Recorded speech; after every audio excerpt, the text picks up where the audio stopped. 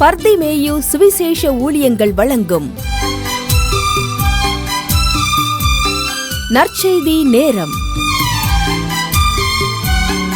தேவ செய்தி pastor R. Augustine.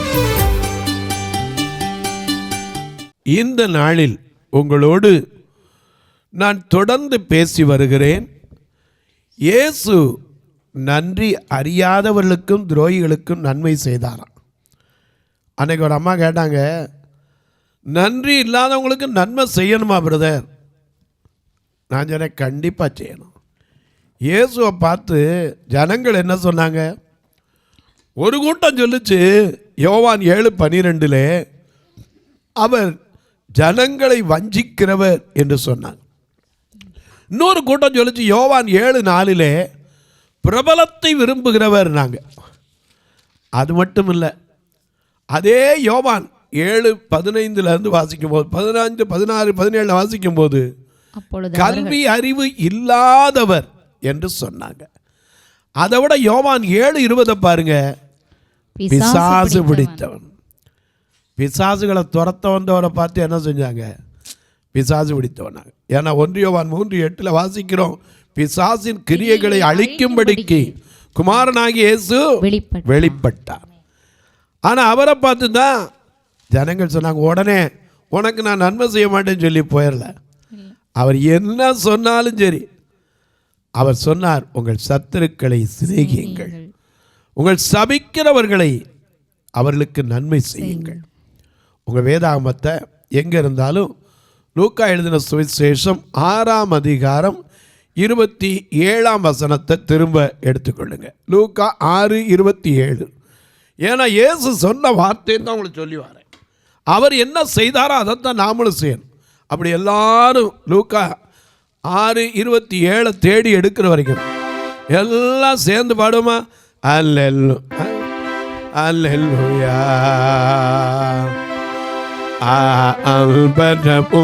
பரமும் புகழும் திரு ஆதி பிறந்தார்.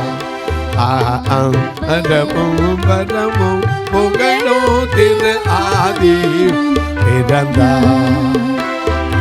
ஆதி அமலாதேவன் பிறந்தார். ஆதேவன் பிறந்தார். அமலாதேவன் பிறந்தார். பரமும் புகழும் திரு ஆதேவன் பிறந்தார். பரமும் புகழும் ஆதேவன் பிறந்தார். பரமும் புகழும் திரு ஆதேவன் பிறந்தார்.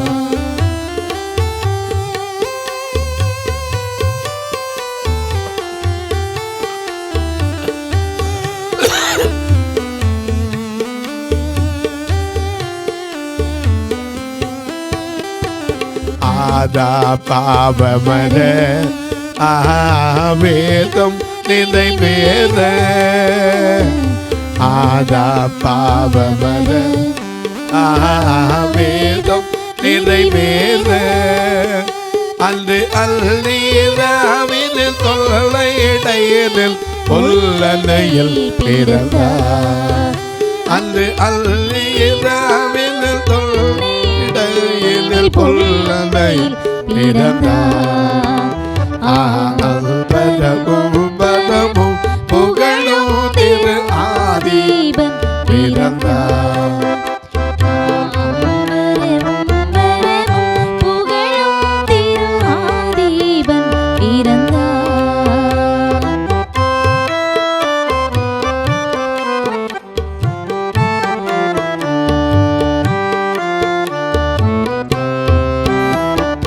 அல்பால பரனே அருள் மேவும் காரணனே. அல்பால அருள் மேவும் காரணனே. நவ அட்சய சாட்சித ரட்சகனாய் போற்றியத ஆனே. அல்ல அட்சய சாட்சித ரட்சகனாய் ஊற்றியதவரனே.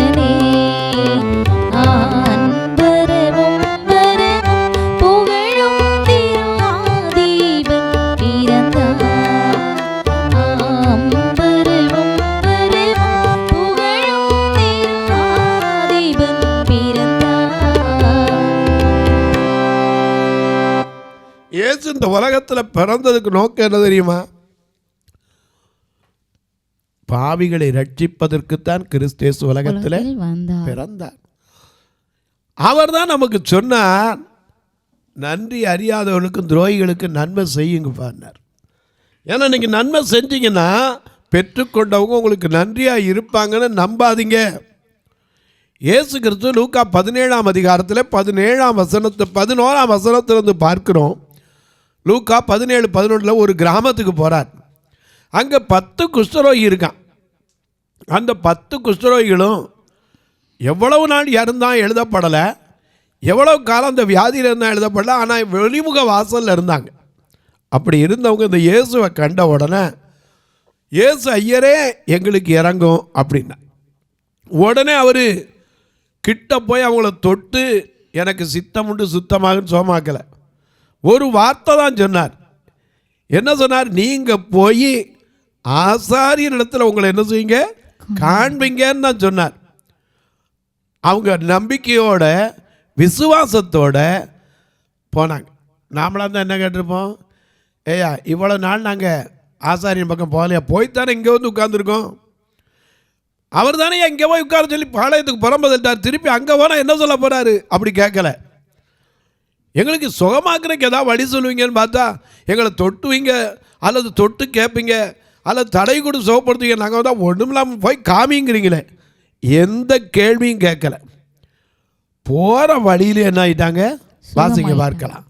அப்படி அவர்கள் அவர் பார்த்து நீங்கள் போய் ஆசாரியர்களுக்கு உங்களை காண்பீங்கள் என்றார். சரி, அந்தப்படி அவர்கள் போகிற பாதையில் சுத்தமாயிட்டாங்க. எப்படி நடந்திருக்கும்? எனக்கு அன்பார்களே, இயேசுவை நம்பி பாருங்க. ஏன்னா அவர் நம்பினவரை கைவிட்டதில்லை. கர்த்தர் மேல் நம்பிக்கை வைத்து கர்த்தரே தன்னம்பிக்கையாய் கொண்டிருக்கிற மனுஷன் பாக்கியவான். எரேமியா 17:7 அப்படித்தான் சொல்லுகிறது. நம்பிக்கை என்பது வேறு, தன்னம்பிக்கை என்பது வேறு. நம்பிக்கைங்கிறது எல்லாரும் நம்புகிறான், நானும் நம்புகிறேன். ஆனால் தன்னம்பிக்கைங்கிறது என்ன தெரியுமா? நமக்கு அநேக நேரம் பாடுவோம். உன்னை அன்றி வேறே கதி ஒருவனில்லையே சாமி, தன்னை பலியாகி மண்ணு ஜெகனை அன்னை தந்தை முத்தா சுத்தா யாரும் உதவுவாரோ, அன்னை தந்தை முத்தா சுத்தா யாரும் உதவுவாரோ, அதிசயமானோ வேதம் ஆசையன் இயேசு சாமி, உன்னை அன்றி வேறே ஒருவரில்லையே சாமி, தன்னையே பலியாயிற்று மண்ணுயிர் ரட்சகனே.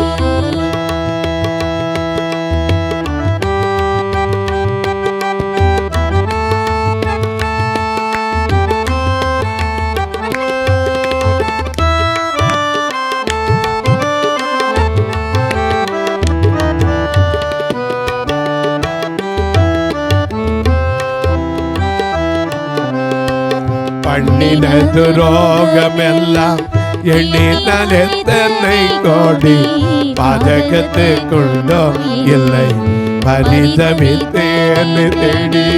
பண்ணினது ரோகமெல்லாம் எண்ணினால் எத்தனை கோடி, பாதகத்துக்குள்ளோ இல்லை பரிதமித்தேன்னு தேடி. கண்ணினாலும் தீரும்படி காணல் தகுமோதா, கண்ணினாலும் தீரும்படி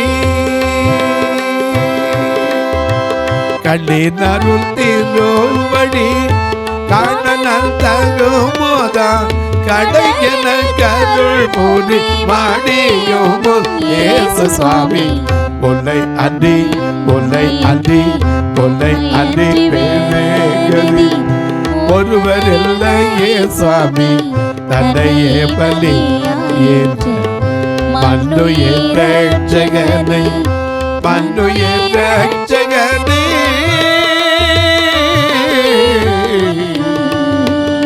மன்னுயிர் ரட்சகனே.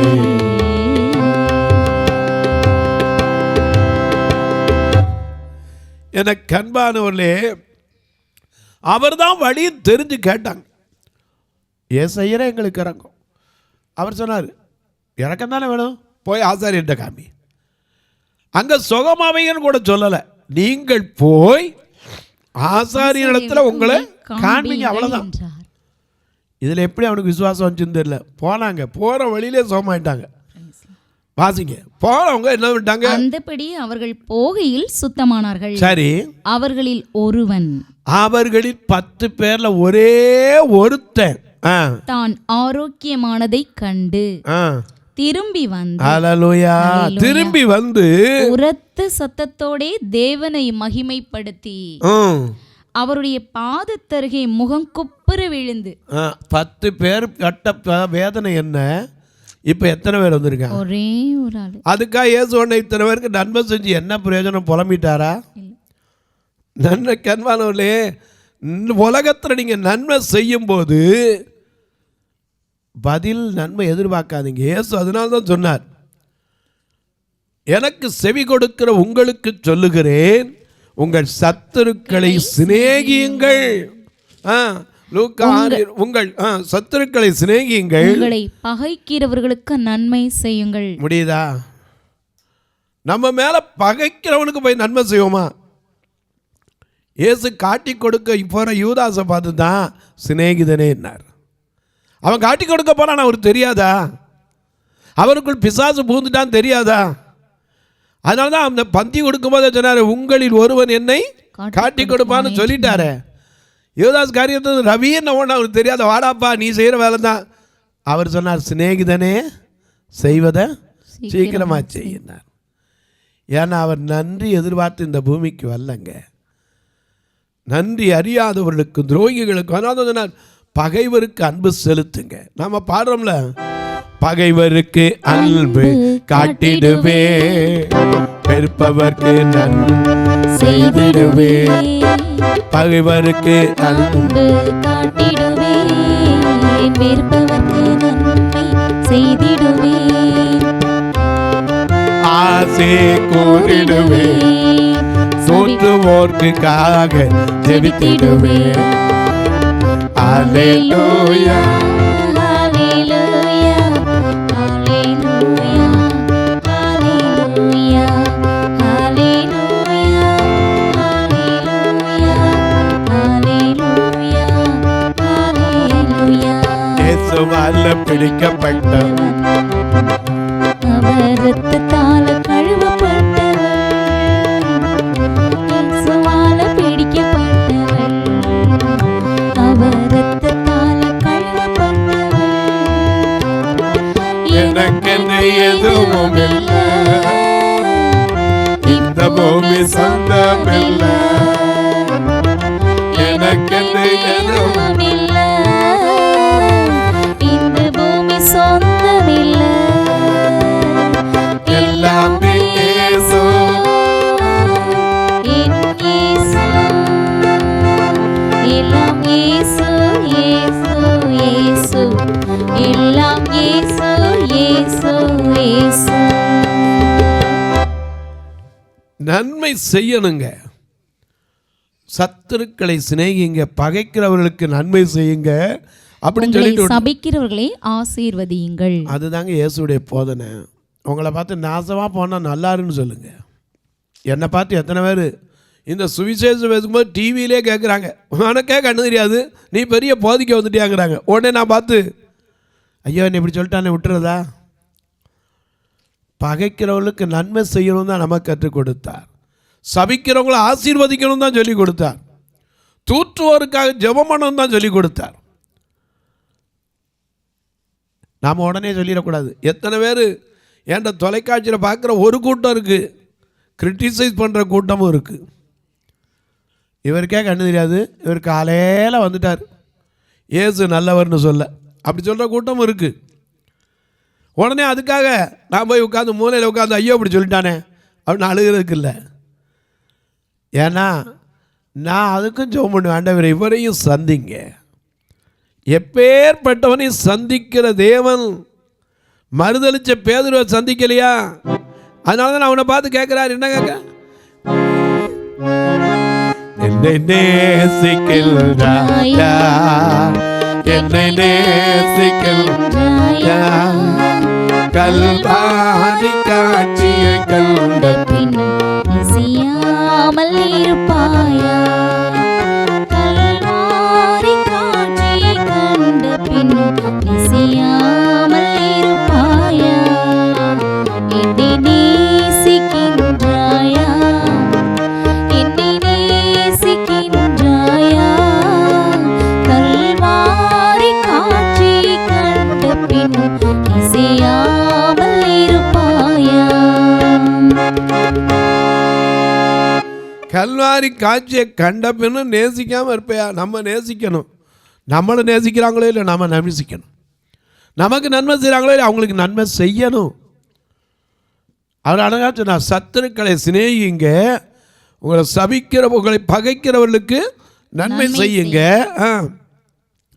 உங்களை சபிக்கிறவர்களை ஆசீர்வதியுங்க, உங்களை நிந்திக்கிறவர்களுக்காக ஜெபம் பண்ணுங்கள். அதோட சொல்லிட்டு விடலை, உன்னை ஒரு கன்னத்தில் அறைகிறவனுக்கு மறு கன்னத்தையும் கொடு. இதெல்லாம் எப்படி முடியும்?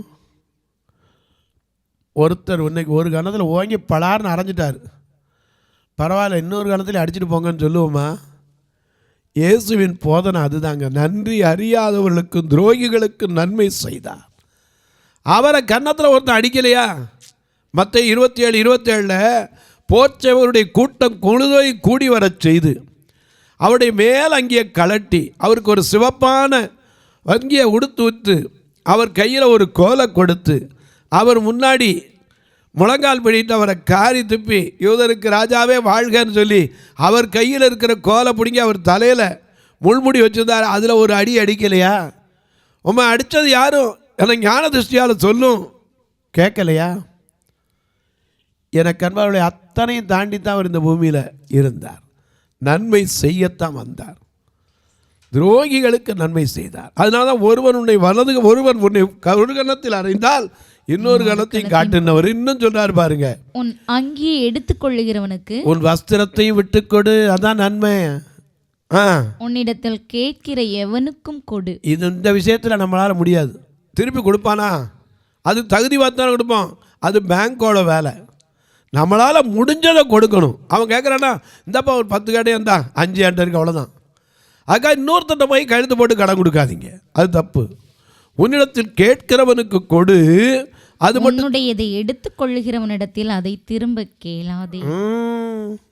மனுஷர் உங்களுக்கு எப்படி செய்ய வேண்டும் என்று விரும்புகிறீர்கள்? இந்த கிறிஸ்துமஸ் காலத்தில் இந்த வசனத்தை மனசில் வச்சுங்க. மனுஷர் உங்களுக்கு எப்படி செய்ய வேண்டும் என்று விரும்புகிறீர்களோ, எப்படி செய்யணும் விரும்பிய புது துணியாக கொடுக்கணும்னு நினைப்பீங்க.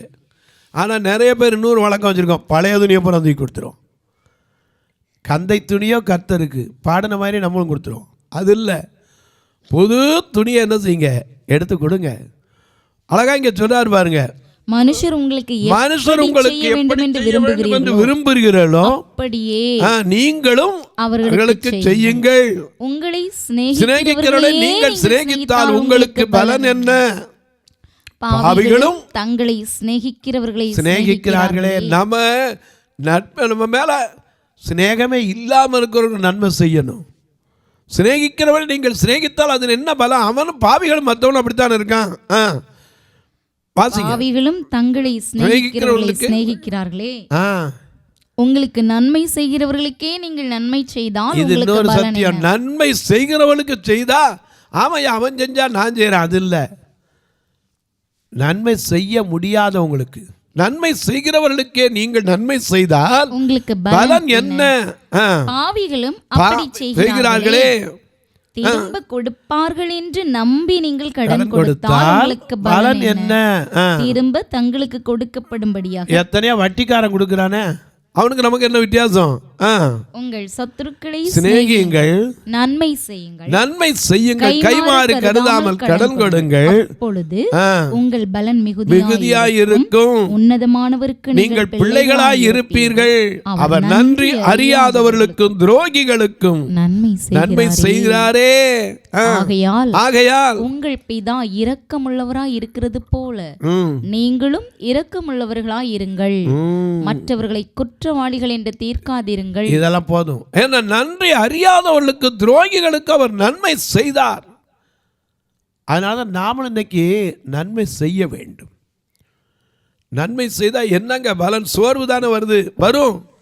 கலாத்தியர் மிக அழகா அதுக்கு எழுதுகிறார். என்ன எழுதுறாரு? நன்மை செய்வதிலே சோர்ந்து போகாமல் இருப்போமாக. வாசிங்க கலாத்தியர் 6:9.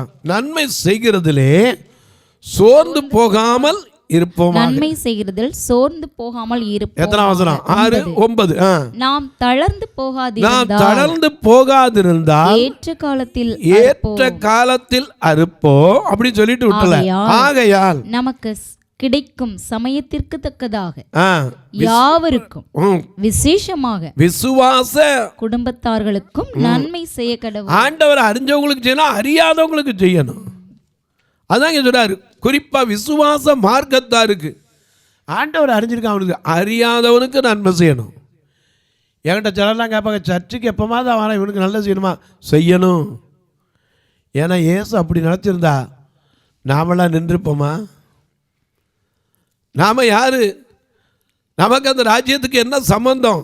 ஆனால் நம்மை தேடித்தான் வந்தார். வேசி மார்க்கத்தார் ஆண் புணர்ச்சிக்காரரும் தேவனுடைய ராஜ்யத்தை சுதந்திரிப்பதில்லை.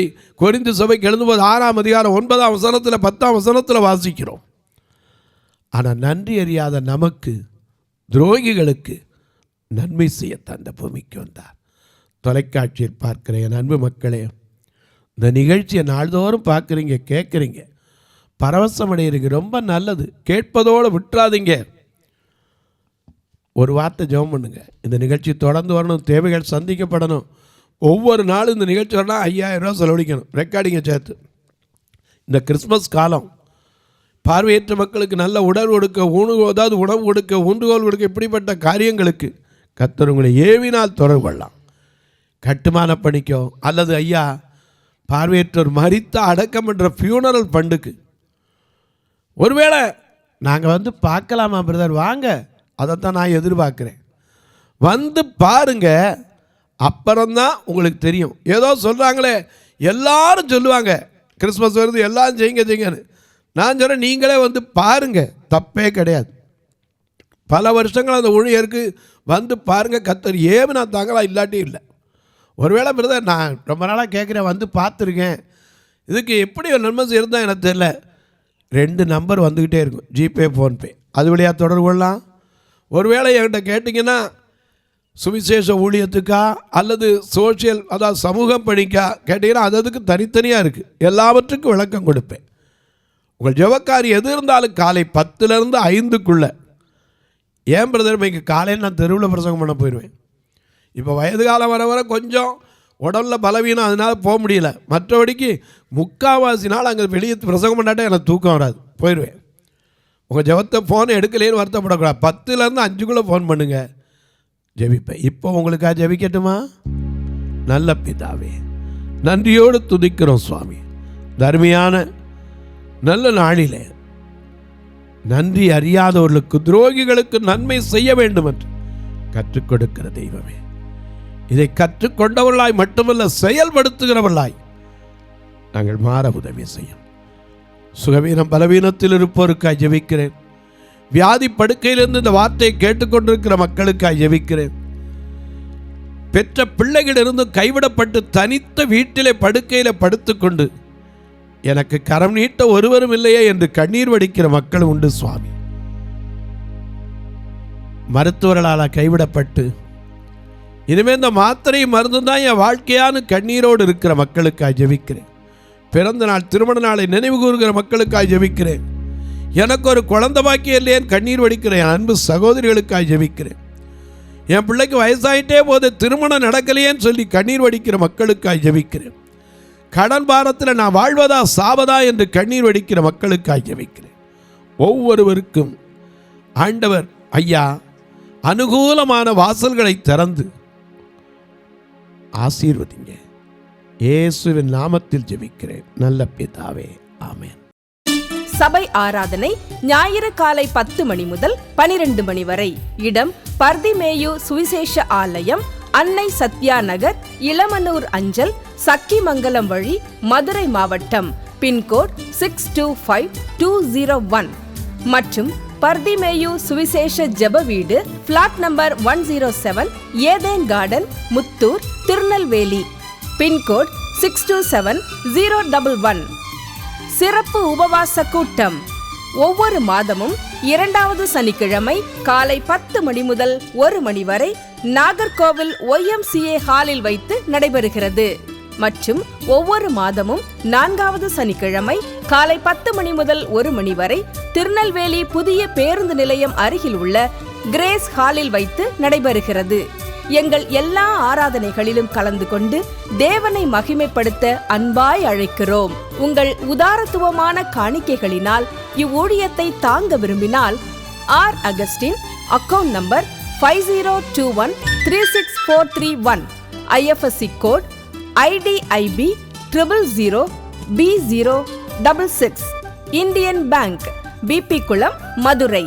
ஜிபே நம்பர் 9842181917, BGM மினிஸ்ட்ரீஸ் மற்றும் 9442559772, பிளைண்ட் மினிஸ்ட்ரீஸ் அகஸ்டின். உங்கள் தொடர்புக்கு பாஸ்டர் ஆர் அகஸ்டின், பர்திமேயு சுவிசேஷ ஊழியங்கள், நாகமலை, புதுக்கோட்டை, மதுரை 625019. தொலைபேசி எண்கள் 9842181917 மற்றும் 9442559772. கர்த்தர் தாமே உங்களை ஆசீர்வதிப்பாராக.